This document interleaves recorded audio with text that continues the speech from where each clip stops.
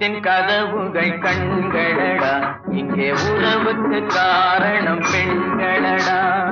உள்ளத்தின் கதவுகள் கண்களடா, இங்கே உறவுக்கு காரணம் பெண்களடா.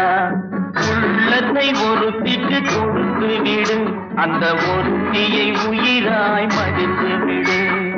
உள்ளத்தை ஒருத்திக்கு கொடுத்து விடு, அந்த ஒருத்தியை உயிராய் மதித்து